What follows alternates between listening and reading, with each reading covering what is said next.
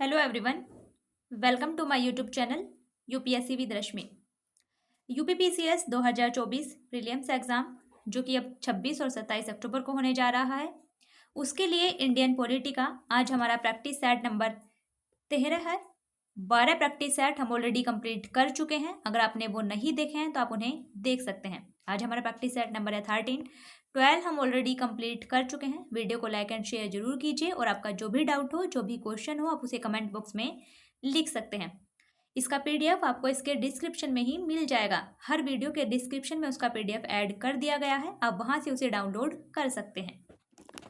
तो शुरू करते हैं आज का वीडियो। हमारा आज का फर्स्ट क्वेश्चन है, भारतीय संविधान निम्न में से कौन सी नागरिकता प्रदान करता है? ऑप्शन है ए दोहरी नागरिकता, ऑप्शन बी एकल नागरिकता, ऑप्शन सी उपरोक्त दोनों और ऑप्शन डी उपरोक्त में से कोई नहीं। इसका सही आंसर ऑप्शन नंबर बी एकल नागरिकता यानी कि सिंगल सिटीजनशिप। भारतीय संविधान भारतीयों को एकल नागरिकता यानी कि सिंगल सिटीजनशिप प्रदान करता है। भारत का कोई भी नागरिक, चाहे वो किसी भी राज्य का निवासी हो, उसकी केवल एक ही नागरिकता होती है, भारत की नागरिकता। जबकि अमेरिका में दोहरी नागरिकता का सिद्धांत है। अमेरिका के नागरिक की दो नागरिकता होती हैं, एक अमेरिका की नागरिकता और दूसरी उस राज्य की नागरिकता जहां वो अमेरिका में जिस राज्य में रहता है। लेकिन भारतीय संविधान में एकल नागरिकता का प्रावधान है। भारत के किसी भी राज्य में निवास करने वाले नागरिक की केवल एक ही नागरिकता होती है, भारत की नागरिकता। और नागरिकता से संबंधित प्रावधान किए गए हैं हमारे संविधान में। संविधान के भाग 2 में आर्टिकल 5 से लेकर 11 तक नागरिकता के संबंध में प्रावधान किए गए हैं। और नागरिकता के संबंध में कानून बनाने का अधिकार दिया गया है संसद को आर्टिकल 11 के तहत। ये भी पॉइंट आप ध्यान रखिएगा।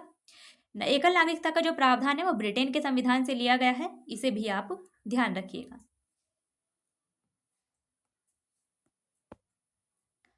नेक्स्ट क्वेश्चन देखते हैं। पीडीएफ भी आपको इंग्लिश और हिंदी दोनों में मिलेगा और क्वेश्चन भी आपको इसमें दोनों में है, बाइलिंगुअल है।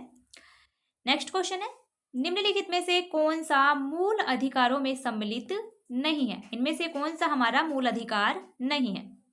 ऑप्शन है ए संपत्ति का अधिकार, ऑप्शन बी संघ गठित करने का अधिकार, ऑप्शन सी सभा करने का अधिकार और ऑप्शन डी देश के किसी भी भाग में जाने और निवास करने का अधिकार।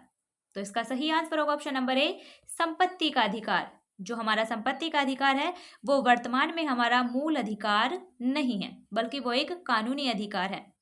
संपत्ति का अधिकार पहले मूल अधिकार था, लेकिन 44वें संविधान संशोधन अधिनियम 1978 के द्वारा संपत्ति के अधिकार को मूल अधिकारों की श्रेणी से हटाकर उसे एक संपत्ति का अधिकार यानी कि कानूनी अधिकार, संपत्ति के अधिकार को कानूनी अधिकार के रूप में शामिल कर दिया गया है। संपत्ति के अधिकार को 44वें संविधान संशोधन अधिनियम 1978 के द्वारा मूल अधिकारों की श्रेणी से निकाल के यानी कि भारतीय संविधान के भाग 3 से निकालकर भारतीय संविधान के भाग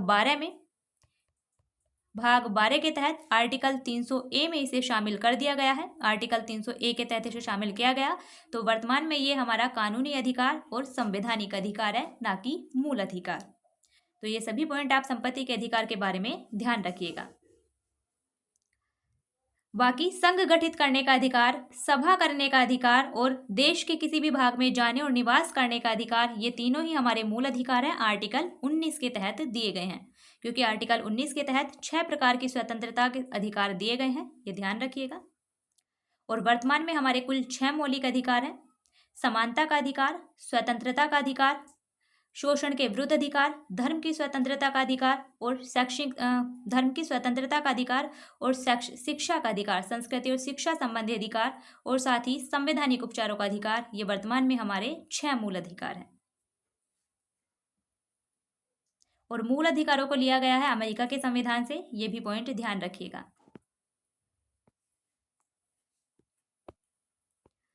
नेक्स्ट क्वेश्चन है, भारत के राष्ट्रपति को कार्यावधि की समाप्ति से पूर्व भी उनके पद से हटाया जा सकता है।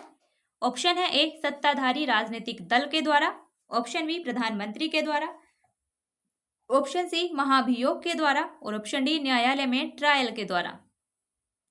इसका सही आंसर ऑप्शन नंबर सी महाभियोग के द्वारा। महाभियोग के द्वारा भारत के राष्ट्रपति को उनकी कार्यावधि की समाप्ति से पूर्व भी पद से हटाया जा सकता है। इम्पीचमेंट के माध्यम से राष्ट्रपति को उनके पद से हटाया जा सकता है। और महाभियोग की प्रक्रिया का वर्णन किया गया है भारतीय संविधान के आर्टिकल 61 में। इसे भी आप ध्यान रखिएगा। भारत का एक राष्ट्रपति होगा, आर्टिकल 52 के तहत ये कहा गया है। आर्टिकल 53 के तहत संघ की समस्त कार्यपालिका शक्ति राष्ट्रपति में निहित होगी। और आर्टिकल 54 में राष्ट्रपति के निर्वाचक मंडल के बारे में प्रावधान है। ये सभी पॉइंट आपको याद रखने हैं। और भारत के राष्ट्रपति आर्टिकल 60 के तहत शपथ लेते हैं, ये भी ध्यान रखिएगा। और राष्ट्रपति अगर अपना पद त्याग करना चाहें इस्तीफे के माध्यम से, तो राष्ट्रपति अपना त्याग पत्र उपराष्ट्रपति को देते हैं, ये भी आप ध्यान रखना।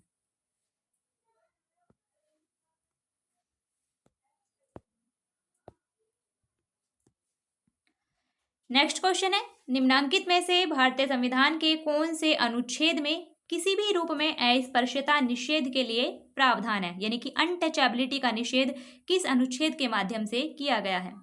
ऑप्शन है ए अनुच्छेद 14, ऑप्शन बी अनुच्छेद 17, ऑप्शन सी अनुच्छेद 19 और ऑप्शन डी उपरोक्त में से कोई नहीं। इसका सही आंसर होगा ऑप्शन नंबर बी अनुच्छेद 17।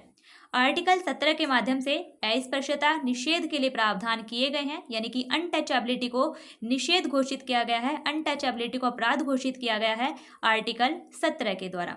और आर्टिकल 17 के क्रियान्वयन के लिए ही संसद के द्वारा अस्पृश्यता अपराध अधिनियम 1955 भी संसद के द्वारा बनाया गया था। अस्पृश्यता अपराध अधिनियम 1955 में अनटचेबिलिटी को क्रियान्वित करने के लिए ही बनाया गया था कि अनटचेबिलिटी जो है हमारा अस्पृश्यता, उसे किसी भी रूप में उसके आचरण को निषिद्ध किया गया है। किसी के भी साथ भेदभाव नहीं किया जाएगा। छुआछूत या अस्पृश्यता को समाप्त करने के लिए ही संसद के द्वारा अस्पृश्यता अपराध अधिनियम 1955 पारित किया गया था। और जो आर्टिकल 17 है वो समानता के अधिकार का हिस्सा है। समानता का अधिकार हमारे संविधान के 5 अनुच्छेदों के द्वारा दिया गया है, आर्टिकल 14 से लेकर 18 तक। तो समानता का अधिकार इन 5 अनुच्छेदों में वर्णित है और आर्टिकल 17 इसी का एक भाग है। तो ये भी आपको ध्यान रखना है।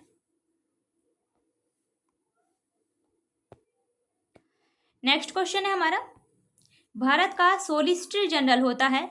ऑप्शन है ए एक प्रशासनिक अधिकारी, ऑप्शन बी एक न्यायिक सलाहकार, ऑप्शन सी प्रधानमंत्री का सलाहकार और ऑप्शन डी राष्ट्रपति को सलाह देने के लिए एक कानूनी अधिकारी।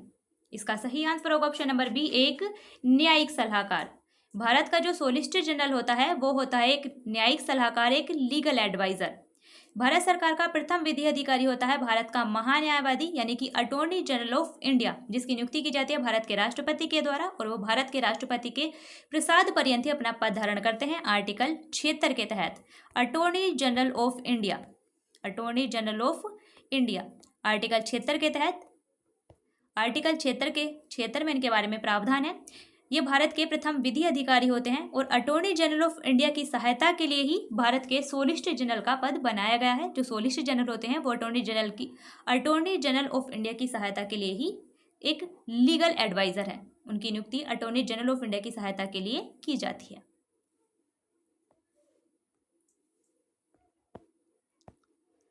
नेक्स्ट क्वेश्चन है, भारतीय संविधान में राज्य के नीति निदेशक तत्व जो डीपीएसपी हैं हमारे संविधान में, उन्हें ग्रहण किया गया है। ऑप्शन है ए ब्रिटेन से, ऑप्शन बी आयरलैंड से, ऑप्शन सी यूएसएसआर से और ऑप्शन डी फ्रांस से। तो इसका सही आंसर होगा ऑप्शन नंबर बी आयरलैंड से। भारत के संविधान में जो डीपीएसपी हैं, राज्य के नीति निदेशक तत्व हैं, उन्हें आयरलैंड के संविधान से ग्रहण किया गया है। और नीति निदेशक तत्वों का वर्णन किया गया है भारतीय संविधान के भाग 4 में, आर्टिकल 36 से लेकर 51 तक। ये सभी पॉइंट आपको ध्यान रखने हैं। जबकि ब्रिटेन के संविधान से संसदीय प्रणाली और एकल नागरिकता का प्रावधान है, उसे लिया गया है। यूएसएसआर यानी कि पूर्व सोवियत संघ के संविधान से मूल कर्तव्यों को लिया गया है।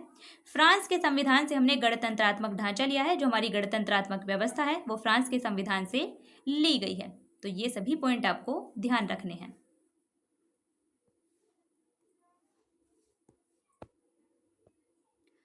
नेक्स्ट क्वेश्चन है, राज्यसभा के संदर्भ में निम्नांकित में से कौन सा कथन सही है?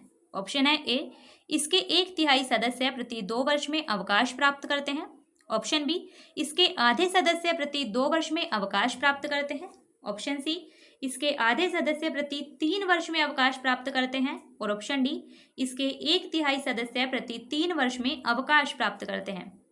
इसका सही आंसर होगा ऑप्शन नंबर ए, इसके 1/3 सदस्य प्रति 2 वर्ष में अवकाश प्राप्त करते हैं। राज्यसभा एक स्थायी सदन है, इसे कभी भी भंग नहीं किया जा सकता। राज्यसभा का सदस्य बनने के लिए न्यूनतम आयु होनी चाहिए 30 वर्ष और राज्यसभा के सदस्यों का कार्यकाल होता है 6 वर्ष। ये पॉइंट आप ध्यान रखिएगा। राज्यसभा का वर्णन मिलता है हमें आर्टिकल 80 के तहत। और राज्यसभा के 1/3 सदस्य प्रत्येक 2 वर्ष में सेवानिवृत्त होते रहते हैं, इसलिए राज्यसभा एक स्थायी सदन है। सदस्यों का कार्यकाल होता है 6 वर्ष। ये सभी पॉइंट आपको राज्यसभा के बारे में ध्यान रखने हैं। और राज्यसभा की कुल सदस्य संख्या है 250, ये भी ध्यान रखिएगा, जिसमें से 12 सदस्य राष्ट्रपति के द्वारा मनोनीत किए जाते हैं।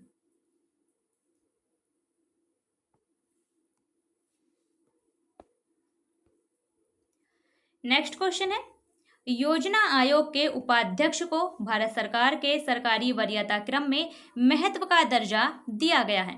ऑप्शन है ए, भारत सरकार के कैबिनेट मंत्री के समान। ऑप्शन बी, सुप्रीम कोर्ट के जज के समान। ऑप्शन सी, संसदीय समिति के अध्यक्ष के समान। और ऑप्शन डी, भारत सरकार के सचिव के समान। इसका सही answer option number A, Bharat सरकार के कैबिनेट मंत्री के समान। योजना आयोग के जो उपाध्यक्ष हैं वर्तमान में सुमन कुमार बेरी, उन्हें भारत सरकार के सरकारी वरीयता क्रम में भारत सरकार के कैबिनेट मंत्री के समान का दर्जा दिया गया है। और वर्तमान में नीति आयोग है, तो उसके भी उपाध्यक्ष का दर्जा जो होता है वो भारत सरकार के कैबिनेट मंत्री के समान होता है। नीति आयोग के उपाध्यक्ष, जो नीति आयोग के अध्यक्ष होते हैं, भारत का प्रधानमंत्री होता है। भारत के प्रधानमंत्री पदेन रूप से नीति आयोग के अध्यक्ष होते हैं। योजना आयोग के अध्यक्ष भी वो प्रधानमंत्री ही होते थे।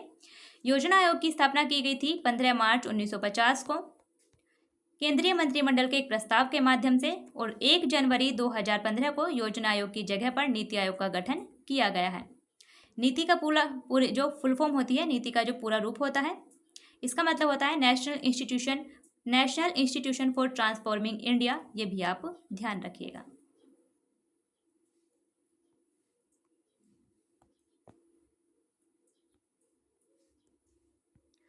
नेक्स्ट क्वेश्चन है, निम्न क्रियाविधियों में से कौन सी क्रियाविधि ऐसे धन विधेयक को अंगीकार करा लेगी जो एक बार लोकसभा के द्वारा पारित किया जा चुका हो किंतु राज्यसभा द्वारा संशोधित किया गया हो? वो कौन सी क्रियाविधि है कि वो ऐसे धन विधेयक को अंगीकार करा लेगी जो एक बार लोकसभा के द्वारा पारित किया जा चुका हो लेकिन राज्यसभा के द्वारा उसे संशोधित कर दिया गया हो? ऑप्शन है ए, यह राष्ट्रपति को जाएगा। ऑप्शन बी, लोकसभा की बैठक में भाग लेने वाले तथा मत देने वाले सदस्यों के 2/3 बहुमत से पारित करना होगा। ऑप्शन सी, दोनों सदनों का संयुक्त अधिवेशन बुलाया जाएगा। ऑप्शन डी, यह पारित समझा जाएगा यदि लोकसभा इसमें दोबारा संशोधन करके स्वीकार अथवा अस्वीकार करते हुए पास कर दे। इसका सही आंसर होगा ऑप्शन नंबर डी, यह पारित समझा जाएगा, यानी कि धन विधेयक पारित समझा जाएगा यदि लोकसभा इसमें दोबारा संशोधन करके उसे स्वीकार अथवा अस्वीकार करते हुए पास कर दे। क्योंकि राज्यसभा धन विधेयक पर संशोधन कर सकती है, अपनी सिफारिशों को लोकसभा को भेज सकती है, लेकिन राज्यसभा की सिफारिश को मानना या ना मानना लोकसभा पर निर्भर करता है, वो उसके लिए बाध्य नहीं है। और धन विधेयक केवल लोकसभा में ही प्रस्तावित किए जा सकते हैं। राष्ट्रपति की पूर्व अनुमति से राज्यसभा में धन विधेयक पहली बार प्रस्तुत नहीं किए जाते हैं। ये सभी पॉइंट आपको ध्यान रखना है। और धन विधेयक की परिभाषा दी गई है आर्टिकल 110 में। राज्यसभा धन विधेयक को अधिकतम 14 दिन तक रोक कर रख सकती है। अगर 14 दिन के अंदर राज्यसभा धन विधेयक पर कोई भी प्रतिक्रिया नहीं देती है तो ऐसा मान लिया जाता है कि राज्यसभा ने धन विधेयक को पारित कर दिया है, ऐसा मान लिया जाता है। तो ये सभी पॉइंट आपको धन विधेयक के बारे में ध्यान रखने हैं।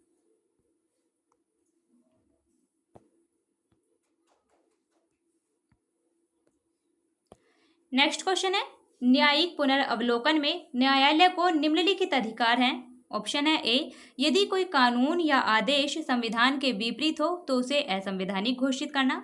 ऑप्शन बी, निचले न्यायालयों के आदेशों का पुनर्अवलोकन करना। ऑप्शन सी, निचले न्यायालयों के निर्णय के विरुद्ध अपील सुनना। 3 ही ऑप्शन है, आप इसमें से ही बताइए कि न्यायिक पुनर्अवलोकन यानी कि जुडिशियल रिव्यू में न्यायालय को क्या अधिकार है। तो इसका सही आंसर होगा option number A.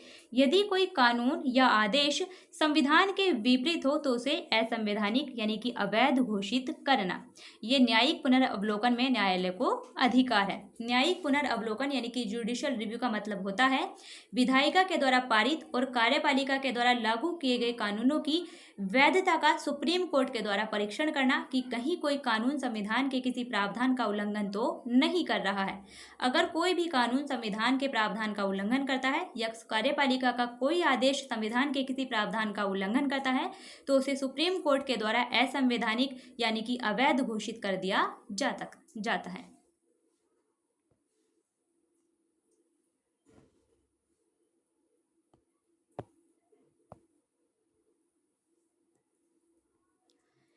Next question है, प्रथम पंचायती राज व्यवस्था का उद्घाटन पंडित जवाहरलाल नेहरू के द्वारा 2 अक्टूबर 1959 को किया गया था।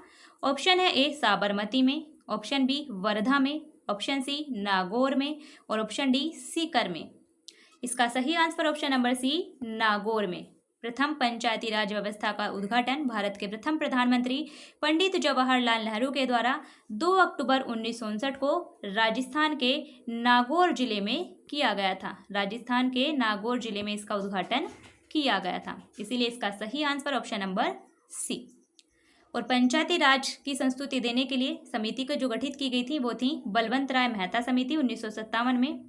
बलवंत राय मेहता समिति ये 1957 में गठित की गई थी। बलवंत राय मेहता समिति, इस समिति की सिफारिशों के आधार पर ही त्रिस्तरीय पंचायती राज व्यवस्था की स्थापना हमारे यहाँ की गई थी। इसने त्रिस्तरीय पंचायती राज व्यवस्था का सिफारिश दी थी। त्रिस्तरीय पंचायती राज व्यवस्था की इसने सिफारिश दी थी और इसीलिए भारत में पंचायती राज व्यवस्था का जो शिल्पीकार कहा जाता है वो कहा जाता है बलवंत राय मेहता को। नेक्स्ट क्वेश्चन है हमारा, भारतीय संविधान सभा की स्थापना की गई थी। ऑप्शन है ए 10/6/1946 को, ऑप्शन बी 9/12/1946 को, ऑप्शन सी 26/11/1949 को और ऑप्शन डी 26/12/1949 को। इसका सही आंसर होगा ऑप्शन नंबर बी 9/12/1946 को। संविधान सभा की जो पहली बैठक हुई थी वो हुई थी 9 दिसंबर 1946 यानी कि 9/12/1946। डेट 9 और 12 मतलब 12 दिसंबर, 12वां महीना यानी कि 9 दिसंबर 1946 को संविधान सभा की पहली बैठक हुई थी और संविधान सभा की पहली बैठक के साथ ही भारतीय संविधान सभा की स्थापना हुई थी। और इस पहली बैठक की अध्यक्षता की गई थी, संविधान सभा की पहली बैठक की अध्यक्षता की गई थी अस्थायी अध्यक्ष डॉक्टर सच्चिदानंद सिन्हा के द्वारा। डॉक्टर सच्चिदानंद सिन्हा के द्वारा संविधान सभा की पहली बैठक की अध्यक्षता की गई थी। ये पॉइंट भी आपको ध्यान रखना है। उसके बाद संविधान सभा की जो दूसरी बैठक हुई थी वो हुई थी 11 दिसंबर 1946 को, जिसमें डॉक्टर राजेंद्र प्रसाद को निर्विरोध संविधान सभा के स्थायी अध्यक्ष के रूप में चुन लिया गया था। तो ये सभी पॉइंट आपको ध्यान रखने हैं। और संविधान सभा का गठन किया गया था 1946 के कैबिनेट मिशन योजना की सिफारिशों के आधार पर, यह भी ध्यान रखिएगा।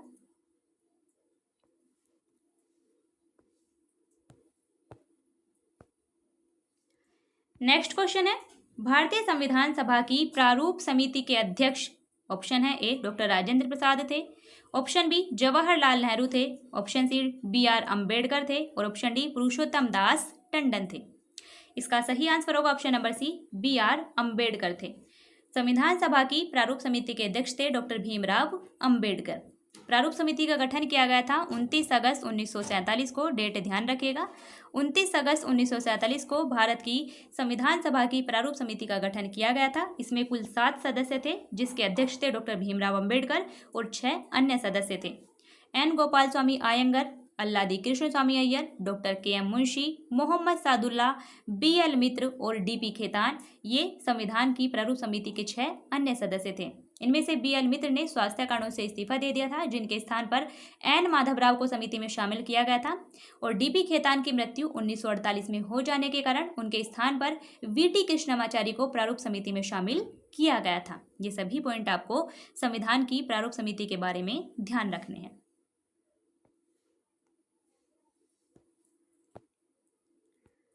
नेक्स्ट क्वेश्चन है हमारा, कथन और कारण दिया गया है। कूट की सहायता से हमें बताना है कि कौन सा ऑप्शन सही है। कथन है भारत के संविधान में एक संघीय प्रणाली का प्रावधान है। कथन हमारा बिल्कुल सही है। भारत के संविधान में एक संघीय प्रणाली यानी कि एक फेडरल सिस्टम का प्रावधान किया गया है। क्यों? क्योंकि संघ और राज्यों के मध्य शक्तियों का स्पष्ट रूप से विभाजन किया गया है। कारण है उसने एक बहुत शक्तिशाली केंद्र की रचना की है। कारण हमारा कथन के रूप में सही है कि भारतीय संविधान ने एक बहुत शक्तिशाली केंद्र की रचना की है, लेकिन कारण कथन की व्याख्या नहीं कर रहा है। इसलिए हमारा सही आंसर होगा ऑप्शन नंबर बी। ए और आर दोनों सही हैं, लेकिन आर ए का सही स्पष्टीकरण नहीं है। भारत के संविधान में एक संघीय प्रणाली का प्रावधान है। क्यों?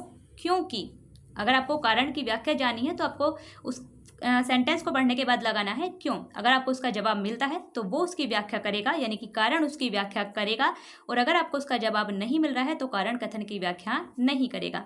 जैसे भारत के संविधान में एक संघीय प्रणाली का प्रावधान है, बिल्कुल है। क्यों? क्योंकि उसने एक बहुत शक्तिशाली केंद्र की रचना की है, तो ये इसकी व्याख्या नहीं है, बल्कि भारत के संविधान में एक संघीय प्रणाली का प्रावधान है। क्यों? क्योंकि केंद्र और राज्यों के मध्य में शक्तियों का स्पष्ट रूप से बंटवारा किया गया है, इसीलिए भारत के संविधान में एक संघीय प्रणाली का प्रावधान है, हम ऐसा कहते हैं। उसने एक बहुत शक्तिशाली केंद्र की रचना की है, यानी कि भारत के संविधान ने एक बहुत शक्तिशाली केंद्र की रचना की है। ये हमारा कथन के रूप में सही है, लेकिन जो कारण है वो कथन की व्याख्या नहीं करेगा। इसलिए कारण और कथन दोनों सही है, लेकिन कारण कथन की व्याख्या नहीं है। आपको इस प्रकार से कारण और कथन की व्याख्या उसका आंसर निकालना है।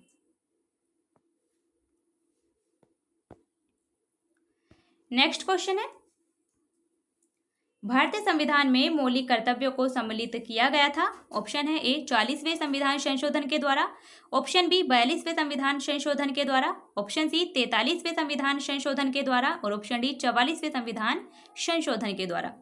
इसका सही आंसर होगा ऑप्शन नंबर बी 42वें संविधान संशोधन के द्वारा। भारतीय संविधान में मौलिक कर्तव्यों को सम्मिलित किया गया था 42वें संविधान संशोधन अधिनियम 1976 के द्वारा, क्योंकि मूल संविधान में मौलिक कर्तव्यों को शामिल नहीं किया गया था, बल्कि 1976 में 42वें संविधान संशोधन के माध्यम से सरदार स्वर्ण सिंह कमेटी की सिफारिशों के आधार पर इंदिरा गांधी सरकार के द्वारा भारतीय संविधान में मूल कर्तव्यों को शामिल किया गया था, और तब 10 मौलिक कर्तव्य शामिल किए गए थे। लेकिन वर्तमान में हमारी मौलिक कर्तव्यों की कुल संख्या है 11, क्योंकि एक मौलिक कर्तव्य बाद में जोड़ा गया। 86वें संविधान संशोधन अधिनियम 2002 के माध्यम से एक और मूल कर्तव्य जोड़ा गया, जिसके कारण वर्तमान में हमारे मौलिक कर्तव्यों की कुल संख्या हो गई है 11।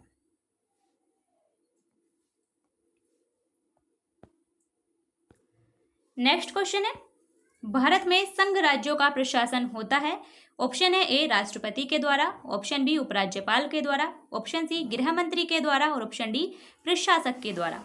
इसका सही आंसर होगा ऑप्शन नंबर ए राष्ट्रपति के द्वारा। भारत में जो संघ राज्यों का प्रशासन होता है वो होता है राष्ट्रपति के द्वारा आर्टिकल 239 के माध्यम से। ये प्रावधान किया गया है आर्टिकल 239 में कि भारत में जो संघ राज्य हैं, संघ शासित क्षेत्र हैं, उनके राज्यों का प्रशासन होता है राष्ट्रपति के द्वारा नियुक्त किए गए प्रशासकों के माध्यम से। तो भारत में संघ राज्यों का जो प्रशासन होता है वो होता है राष्ट्रपति के द्वारा। वो अपने एजेंटों के रूप में वहाँ प्रशासक नियुक्त करते हैं, जो कि राष्ट्रपति के द्वारा नियुक्त किए जाते हैं, उनके माध्यम से वहाँ का प्रशासन चलता है।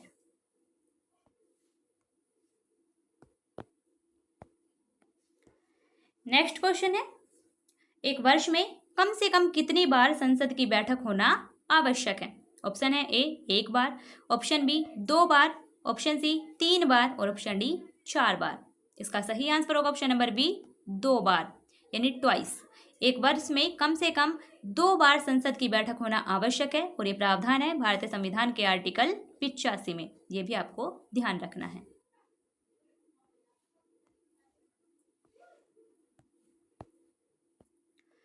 नेक्स्ट क्वेश्चन है भारतीय संविधान ने अवशिष्ट अधिकारों को, ऑप्शन है ए संघीय सरकार को दिया है, ऑप्शन बी राज्य सरकारों को दिया है, ऑप्शन सी है संघीय तथा राज्य सरकार दोनों को दिया है, और ऑप्शन डी ना संघीय और ना ही राज्य सरकारों को दिया है। तो इसका कौन सा आंसर होगा?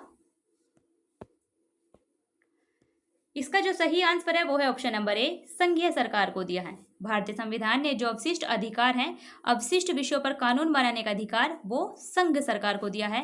आर्टिकल 248 के तहत ये प्रावधान किया गया है। भारतीय संविधान में अवशिष्ट विषयों पर कानून बनाने का अधिकार संघ सरकार को यानी कि केंद्र सरकार को, संसद को दिया गया है आर्टिकल 248 के तहत, जबकि जो अमेरिका है, ऑस्ट्रेलिया है, वहां पर अवशिष्ट अधिकारों को राज्य सरकारों को दिया गया है। तो ये भी ध्यान रखिएगा, दोनों में डिफरेंस है। हमारे यहाँ पर अवशिष्ट अधिकारों को संघ सरकार को दिया गया है, केंद्र सरकार को दिया गया है, क्योंकि भारतीय संविधान निर्माता एक सशक्त केंद्र की स्थापना करना चाहते थे।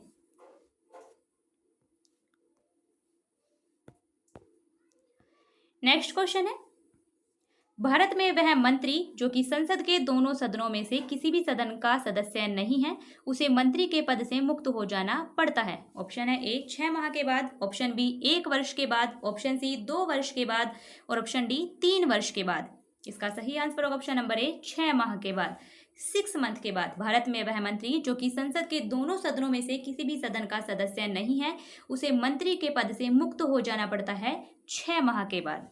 आर्टिकल 75 क्लोज 5 के तहत ये प्रावधान है कि भारत के संसद का कोई भी संसद के दोनों सदनों में से संसद के दोनों सदनों के सदस्य मंत्री बन सकते हैं।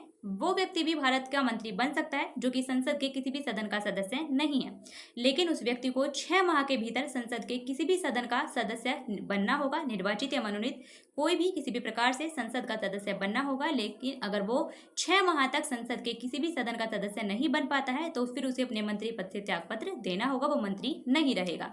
आर्टिकल 75 क्लोज 5 में प्रावधान किया गया है, यानी कोई व्यक्ति बिना संसद के सदस्य हुए, बिना संसद के किसी भी सदन का सदस्य बने 6 माह तक अपने मंत्री पद पर रह सकता है।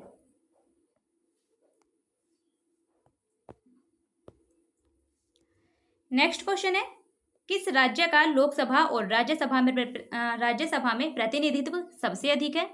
ऑप्शन है ए Uttar Pradesh, option B Madhya Pradesh, option C Maharashtra और ऑप्शन डी आंध्र प्रदेश। इसका सही answer option number A Uttar Pradesh. Uttar Pradesh राज्य का लोकसभा और राज्यसभा में सबसे ज्यादा प्रतिनिधित्व है, क्योंकि उत्तर प्रदेश में लोकसभा की कुल सीटों की संख्या है 80, ये लोकसभा की सीटें हैं, और राज्यसभा की कुल सीटों की संख्या है 31, ये भी आप ध्यान रखिएगा। तो उत्तर प्रदेश में लोकसभा और राज्यसभा में सबसे ज्यादा प्रतिनिधित्व है, लोकसभा और राज्यसभा का सबसे ज्यादा प्रतिनिधित्व है उत्तर प्रदेश में।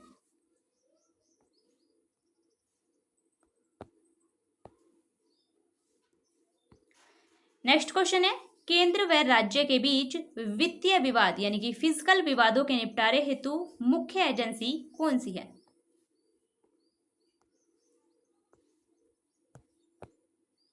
नेक्स्ट क्वेश्चन है हमारा, इसके विकल्प है। ऑप्शन है ए सर्वोच्च न्यायालय, ऑप्शन बी न्याय मंत्री, ऑप्शन सी वित्त मंत्री और ऑप्शन डी वित्त आयोग। तो भारत में केंद्र और राज्यों के मध्य जो वित्त से संबंधित विवाद है उनके लिए एजेंसी है वित्त आयोग। ऑप्शन नंबर डी हमारा बिल्कुल सही आंसर है। आर्टिकल 280 के तहत राष्ट्रपति के द्वारा वित्त आयोग का गठन किया जाता है। प्रत्येक 5वें वर्ष केंद्र और राज्यों के मध्य वित्त के बंटवारे के संबंध में जो सुझाव देते हैं वो है वित्त आयोग। ये वित्त आयोग का काम होता है केंद्र और राज्यों के मध्य में वित्त के बंटवारे से संबंधित सुझाव देना।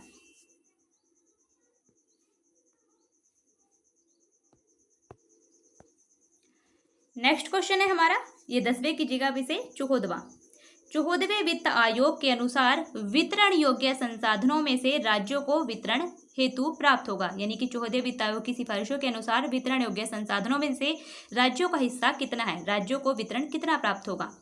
ऑप्शन है ए 29%, ऑप्शन बी 42%, ऑप्शन सी 47.5% और ऑप्शन डी 25%। इसका सही आंसर होगा ऑप्शन नंबर बी 42%। 14वें वित्त आयोग जिसके अध्यक्ष थे YV रेड्डी, 14वें वित्त आयोग की सिफारिशों के अनुसार वितरण योग्य संसाधनों में से राज्यों को वितरण हेतु प्राप्त होगा 32%। 14वें वित्त आयोग की सिफारिशों के अनुसार राज्यों का हिस्सा 32% से बढ़ाकर 42% कर दिया गया था, ये आप ध्यान रखिएगा। लेकिन 15वां वित्त आयोग जिसके अध्यक्ष है NK सिंह, जो वर्तमान में चल रहा है 15वां वित्त आयोग जिसके अध्यक्ष हैं NK सिंह, इसे ध्यान रखिएगा, NK सिंह इसके अध्यक्ष हैं 15वें वित्त आयोग के। इन्होंने इस 42% को घटाकर कर दिया है 41%। इनकी सिफारिशों में राज्यों के लिए जो वितरण हेतु राज्यों को प्राप्त होगा उसे 42% से घटाकर कर दिया है 41%।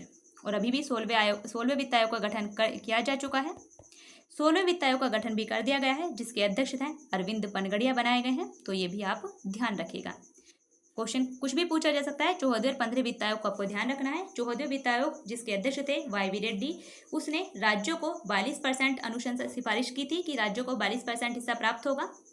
और 15वें वित्त आयोग जिसके अध्यक्ष थे NK सिंह, जिसके अध्यक्ष हैं NK सिंह, 15वें वित्त आयोग ने इस 42% में से 1% घटा दिया है। उन्होंने राज्यों का हिस्सा 41% कर दिया है। और 16वें वित्त आयोग उसका भी गठन हुआ है, उसके सदस्य भी नहीं बने बल्कि उसका गठन हुआ है। उसके अध्यक्ष अरविंद पनगड़िया।